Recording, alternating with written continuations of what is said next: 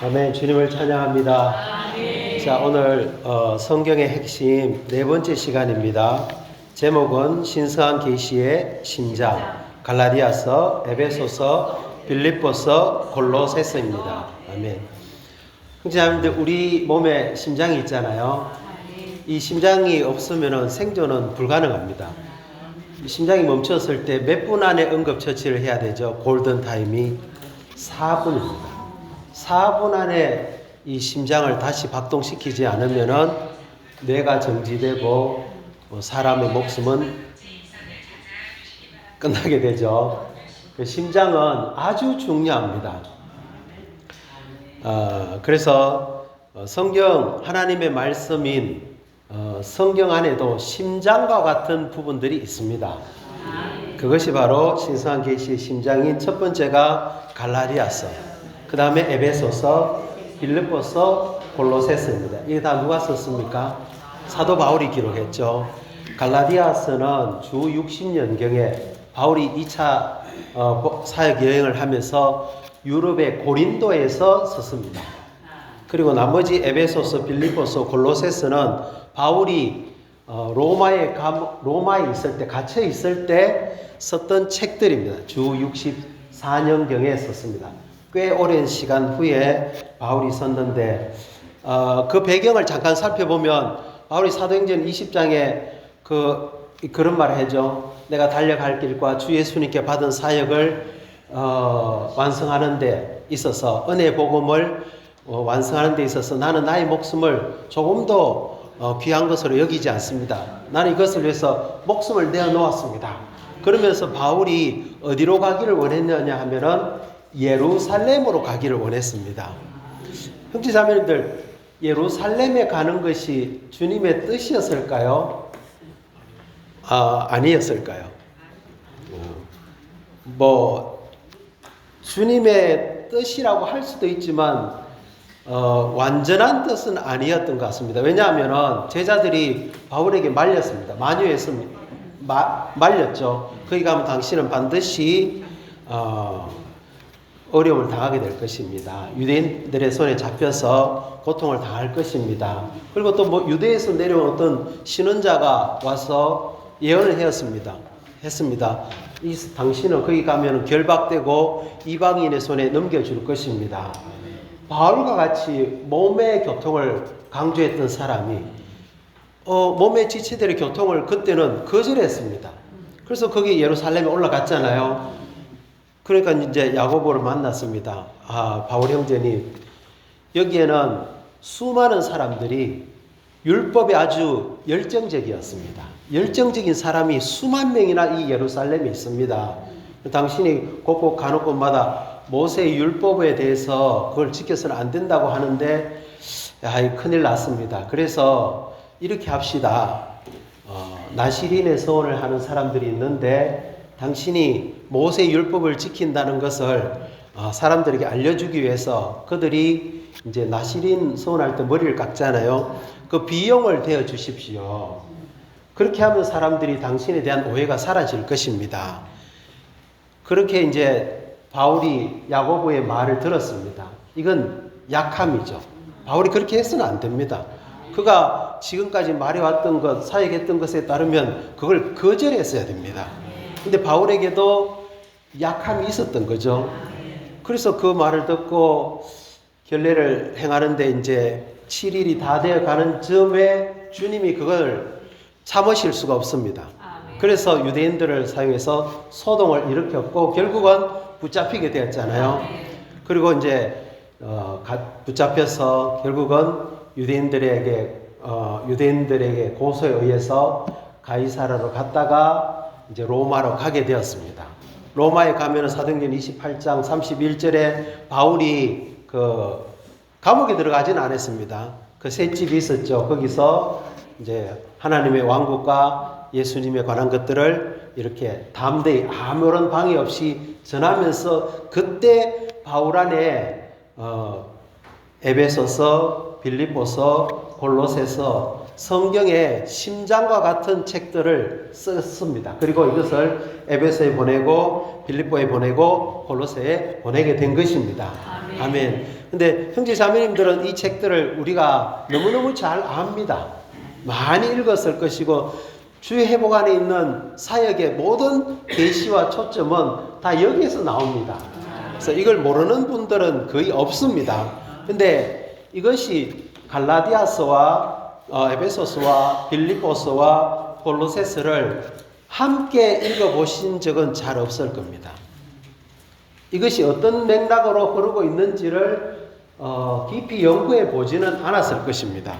근데 이제 지금 우리가 하고 있는 주제는 성경, 하나님의 말씀이지 않습니까? 이 말씀 중에서도 심장과 같은 갈라디아서, 에베소서, 빌립보서, 골로새서를 우리가 함께 두고 기도로 읽을 때 이 안에는 아주 의미가 충만하고요. 우리가 이전에 보지 못했던 것들을 밝혀주고 있습니다. 그래서 오늘 형제님들, 자매님들과 함께 교통하는 부분이 이 부분입니다. 자, 로마 숫자 1번을 함께 읽어볼까요? 갈라디아서와 에베소서와 빌립보서와 골로새서는 신약에서 신성한 계시의 심장을 구성하는 한 무리의 서신서들을 이룬다. 이 책들은 간략하지만 심오하고 깊이를 헤아릴 수 없으며 무궁무진하다. 갈라디아서와 에베소서와 빌립보서와 골로새서에서 바울은 너울을 거두어 그리스도께서 우리에게 누구이시고 무엇이신지를 보여준다. 우리가 알다시피 순서대로 한번 이야기해 봅시다. 갈라디아서의 중점은 그리스도께서 율법이 있는 종교와 반대된다는 것을 계시해 줍니다. 갈라디아서의 바울의 의존은 굉장히 강합니다. 할례를 받는 그 사람들이 자기들이 끊어졌으면 좋겠다. 할례를 받는 여러분은 그리스도에게서 끊어지고 쓸모없게 되었고 은혜에서는 떨어졌다. 할례 받으면 여러분은 율법 전체를 지킬 의무가 있습니다. 아주 바울의 의지가 강합니다. 우리가 전한 복음 외에 다른 복음을 전하면 천사라도 저주받을 것입니다. 이게 바울이 갈라디아서에서 그리스도와 율법의 관계를 말해주고 있는 겁니다. 그래서 우리는 믿음으로 의롭게 되었고 믿음으로 그리스도 안에 있게 되었고 믿음으로 하나님의 아들이 되었지 더 이상 우리를 노예 노릇하게 하는 그 초보적인 학문인 율법으로 다시 돌아가서는 안 됩니다. 그렇게 하는 것은 하나님의 신약 경륜을 심각하게 손상시키는 것입니다. 이게 바울이 갈라디아서에서 말하고 있는 겁니다. 두 번째, 에베소서의 주제는 뭔지 아시죠? 에베소서의 주제는 뭘까요? 예, 하나님의 경륜인 교회를 말하고 있습니다. 에베소서에서는 교회가 그리스도의 몸이고 하나님의 왕국이고 하나님의 거처이고 그리스도의 신부이고 한 세 사람이고 하나님의 가족이고 단체적인 신부 7방면에서 교회를 밝혀주고 있습니다. 네, 이 교회를 알기 위해서는 우리의 타고난 지성이나 사람의 관념으로는 교회를 결코 알지 못합니다.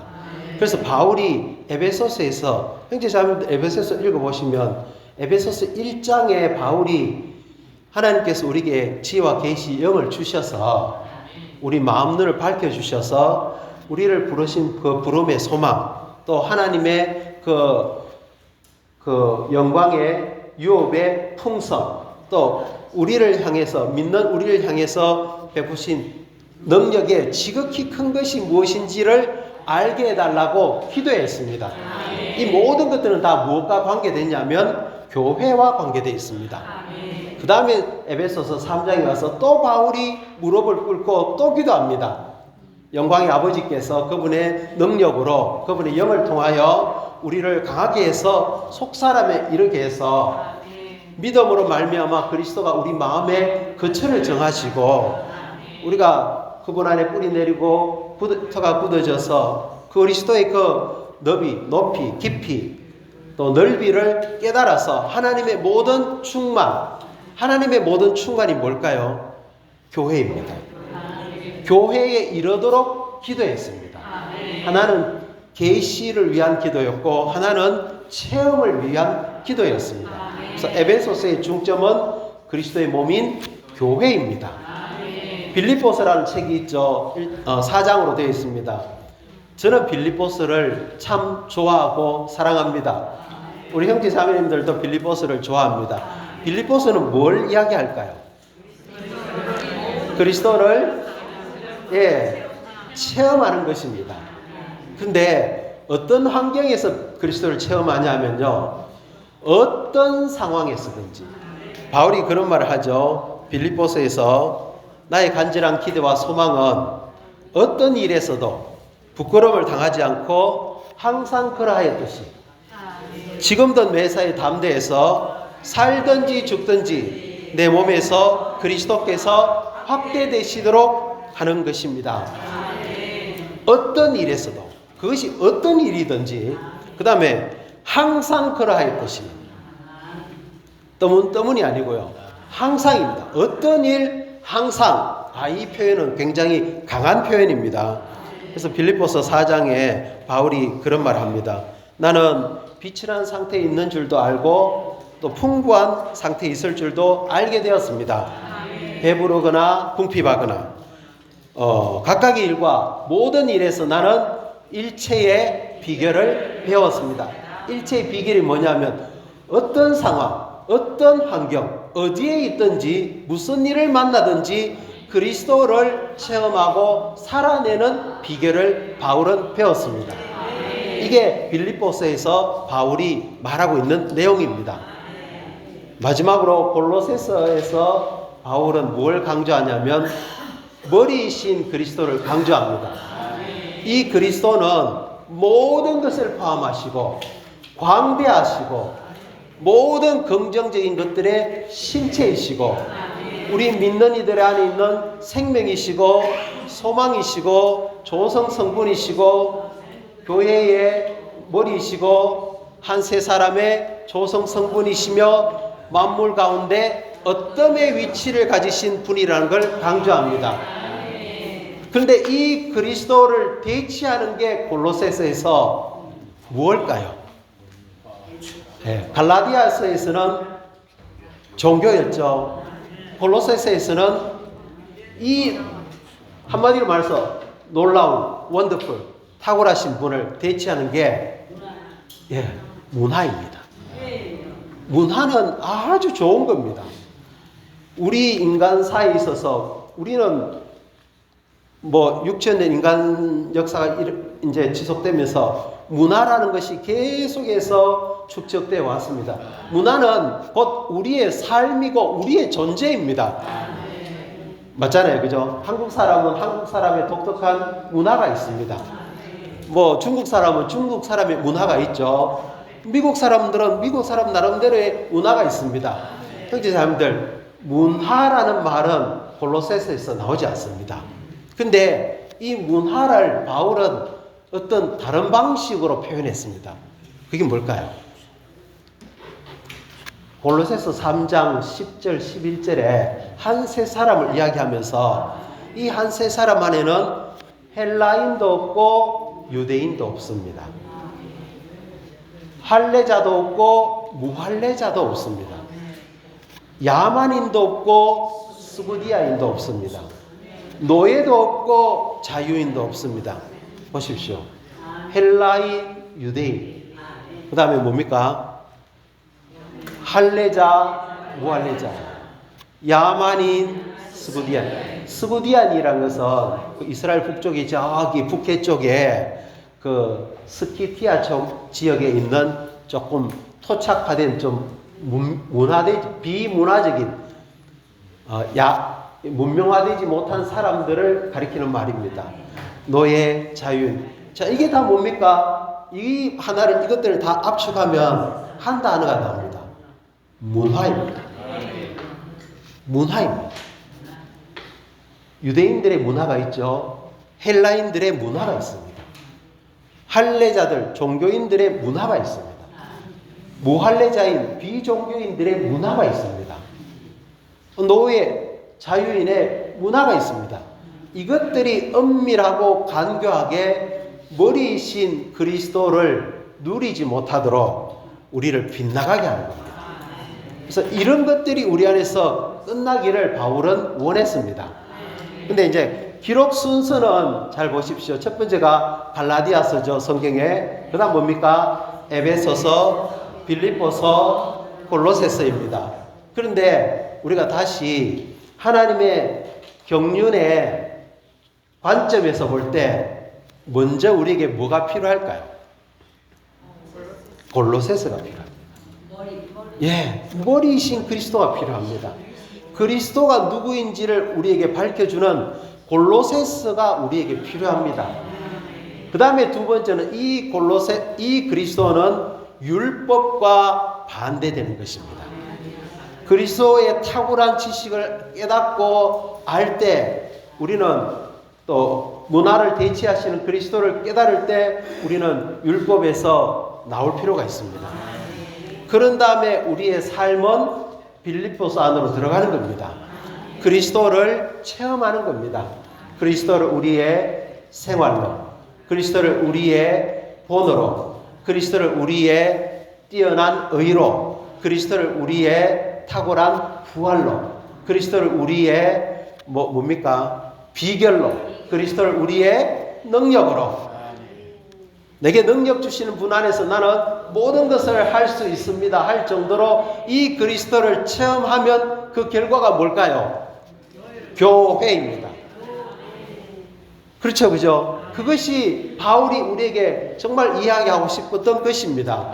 그래서 왜 제가 이 주제를 정했느냐 하면 성경은 하나님의 숨, 호흡, 하나님의 말씀입니다. 우리는 이 말씀을 매일매일 규칙적으로 정규적으로 읽어야 됩니다.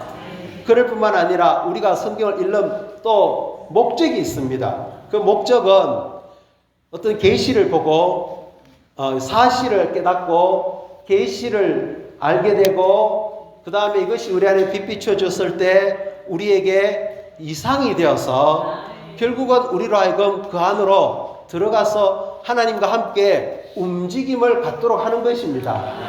하나님의 움직임의 목적은 뭐겠습니까? 그리스도와 교회인 것입니다. 이걸 빼버리면 성경은 심장이 없는 것 같습니다. 심장이 없는 몸을 뭐라고 하겠습니까? 죽은 몸이라고 하는 겁니다. 뇌는 뇌사되어도 사람이 완전히 죽었다고 판정 내리지는 않습니다. 심장이 멈춰버리면 이건 이제 그때부터 이건 사람이 아닙니다. 죽은 것입니다.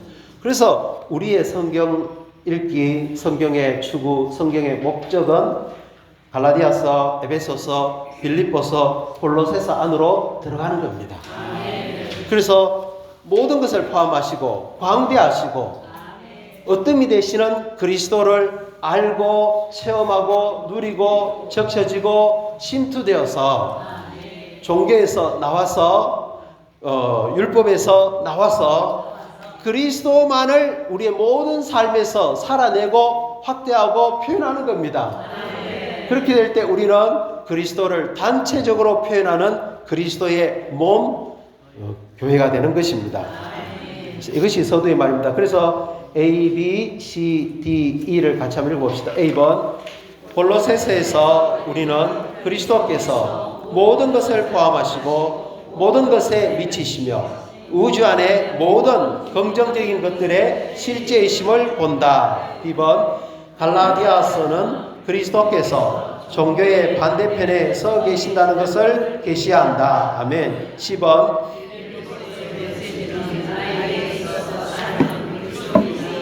가장 높은 인간 이력들과 성취들에 따라 사는 것이 아니라는 것이다.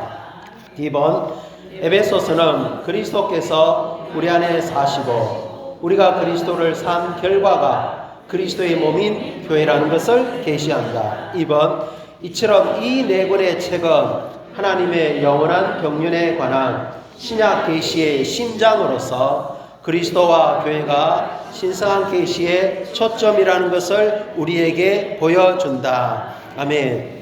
제가 충분히 서두에 말씀을 드린 것 같습니다. 그러면 이제 이 개요는 이제 이해가 쉽습니다. 자, 그러면 갈라디아서에서도 초점이 있고 아주 강조하는 게 있습니다. 부정적인 것은 율법에서 떠나야 된다는 것이죠. 긍정적으로 바울이 갈라디아에서 강조하는 게 있습니다. 그 갈라디아서의 핵심 구절이 뭘까요, 형제 자매님들? 아멘. 자, 제 말이 맞는지 한번 평가해 보십시오. 갈라디아서 1장에서 바울은 이렇게 말합니다. 하나님이 나를 모태로부터 선택하신 것은 그분의 아들을 이방인들에게 복음으로 전하게 하시려고 그 아들을 내 안에 계시하시기를 기뻐했다고 합니다. 바울의 복음의 초점이 뭡니까? 하나님의 아들 예수 그리스도입니다. 복음은 저도 며칠 전에 어떤 장소에 갔더니만 어떤 그리스도인입니다. 조끼를 입고 이렇게 간판을 들고 상가를 막 다니면서 막 선포합니다. 뭐라고 선포한 줄 아십니까? 예수 천당 불신지요. 아멘. 그것은 그분이 본 이상입니다. 그 이상이 그로 하여금 그런 움직임을 갖게 하는 겁니다. 사도 바울의 복음의 초점은 예수 천당 불신 지옥만은 아닙니다. 사도 바울의 복음의 초점은 한 인격 예수 그리스도입니다. 바울은 복음을 통해서 그리스도를 사람들 안으로 낳았습니다. 이 그리스도가 이제 점점 자라면서 그들 안에 사시기를 바울은 원했습니다. 그래서 갈라디아서 2장 20절에 이제 내가 사는 것이 아니고 내 안에 그리스도가 사십니다. 3장 27절에 우리가 그리스도 예수님 안으로 침례받음으로써 그리스도를 옷 입었다고 합니다. 그리고 4장에 바울이 정말 내가 여러분 안에 그리스도를 복음으로 낳았습니다. 그리스도가 여러분 안에 잉태되었습니다. 여러분이 해야 될 일은 이 그리스도께 초점을 맞춰야 되고 그리스도 외에 다른 것들을 관심해서는 안 됩니다. 그런데 어떤 사람들이 바울이 전파한 갈라디아라는 그 지역에 있는 교회들에 가서 뭘 이야기했냐면 여러분은 모세 율법을 지켜야 됩니다. 특별히 할례를 받아야 됩니다. 할례를 바울이 갈라디아서에서 뭐라고 이야기했냐면 육체의 좋은 모양을 내는 거라고 했습니다.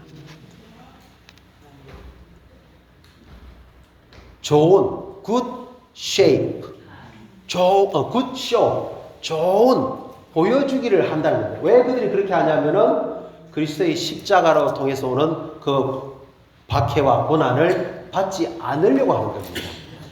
형제 자매님들, 육체의 좋은 모양을 내는 게 아니고요. 우리 안에, 바깥에 아닙니다. 우리 안에 그리스도의 형상이 이루어져야 됩니다.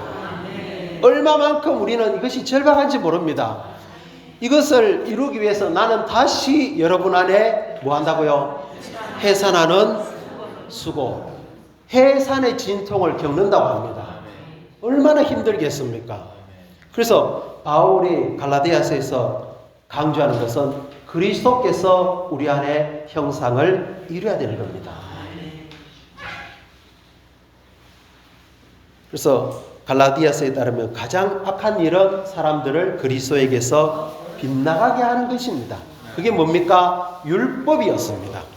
육체의 좋은 모양을 내는 겁니다. 안식일을 지키고 할례를 받고 어떤 음식은 먹고 어떤 음식은 먹지 않고 다 이게 다 뭡니까? 외적인 겁니다.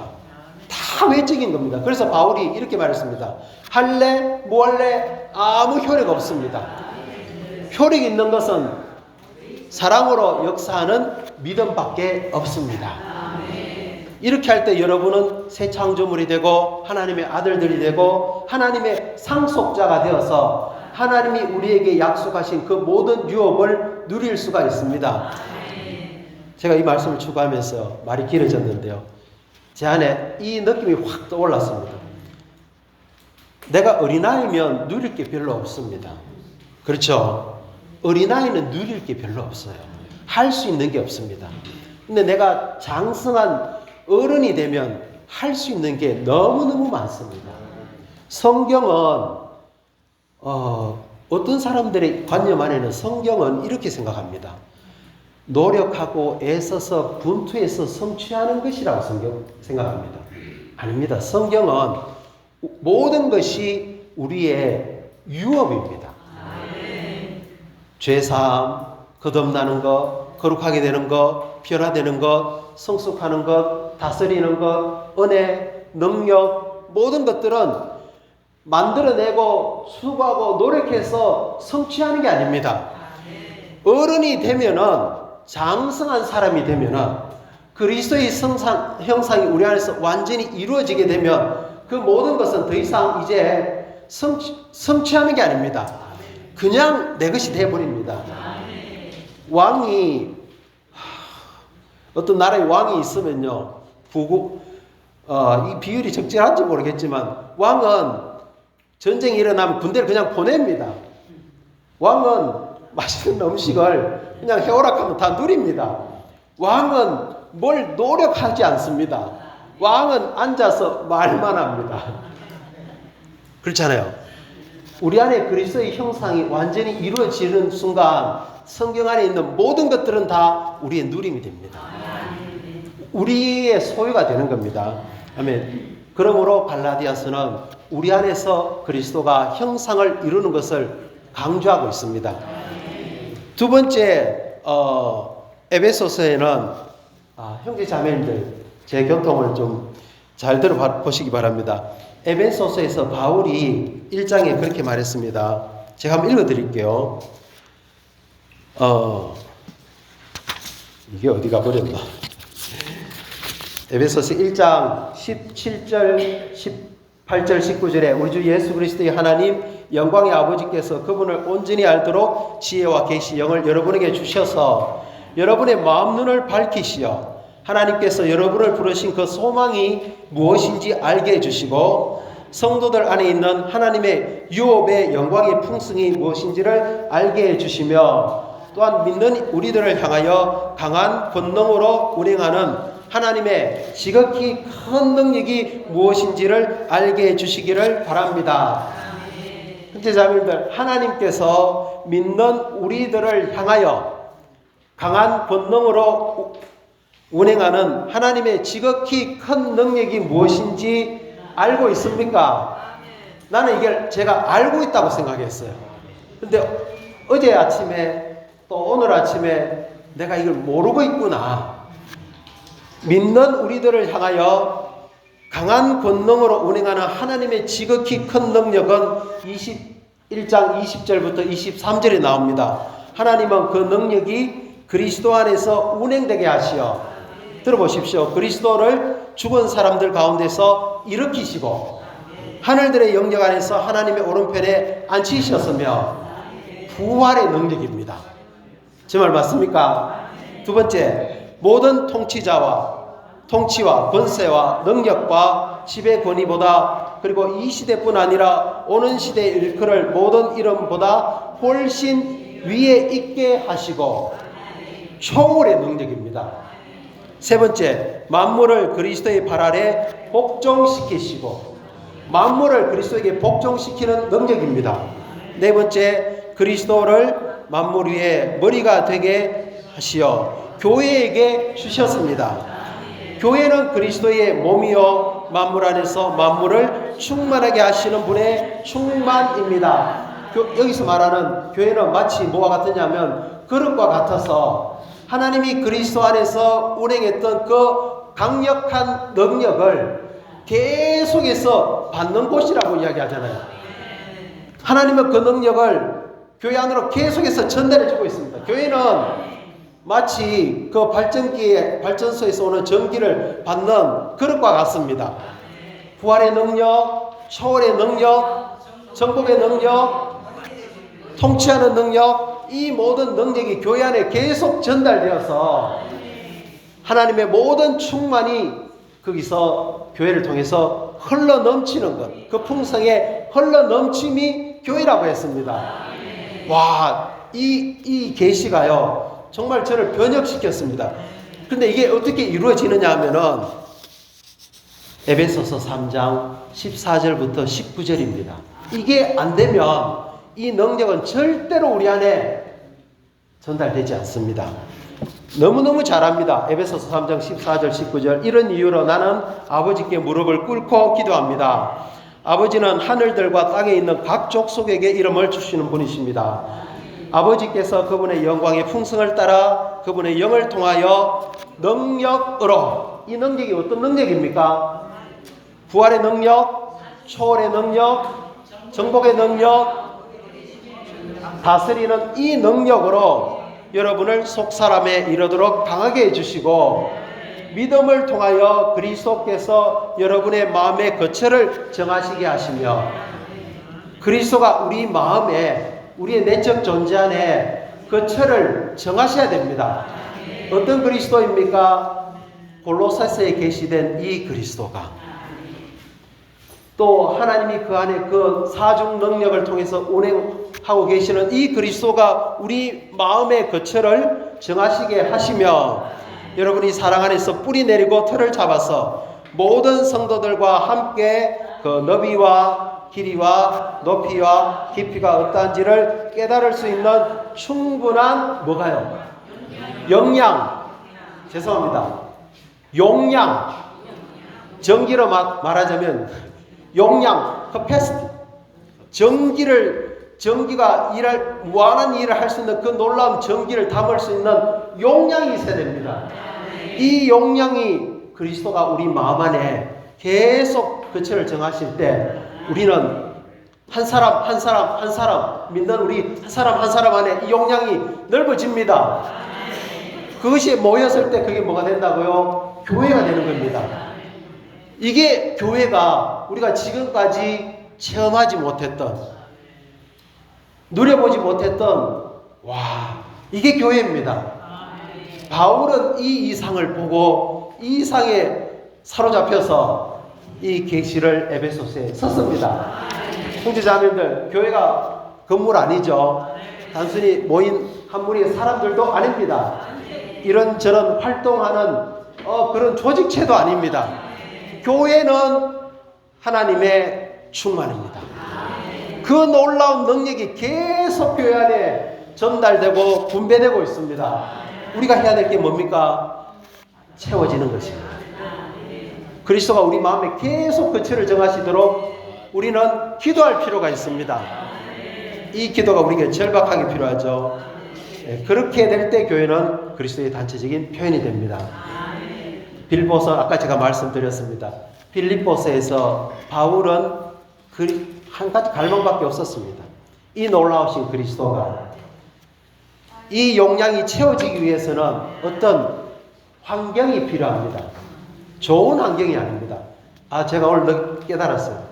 바울이 유럽에 첫 번째로 가서 세운 교회가 빌립보 교회였습니다.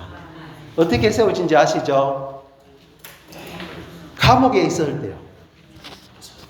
바울과 실라가 감옥에 있을 때 그들이 아이고 우리가 와이가고 있노 이게 아니었습니다. 야 우리 사역이 이제 끝났구나 이게 아니에요. 거기서 찬송하고 기도하니까 옥문이 열리고 그래서 빌립보가 교회가 산출되었습니다. 다시 그가 로마에 이제 갇혀 있는 데서 빌립보를 썼습니다. 공교롭지 않습니까? 갇혀 있는 그곳에서 바울의 복음이 확장되었습니다. 우리는 뭐 제한이 있으면 안 될 것 같죠? 아닙니다. 어떤 환경, 무슨 일이 있더라도 어떤 조건에서도 우리가 그리스도를 살고 표현할 때 그리스도는 나타나고 확대되는 겁니다. 이런 식으로 우리의 역량은 우주만큼 넓어지는 겁니다. 형제자매님들이 생각하는 마음의 이 넓이는 어느 정도 됩니까? 바울은 온 우주를 다 포함했습니다. 우리도 정말 우리의 마음의 지경을 넓히기를 원합니다.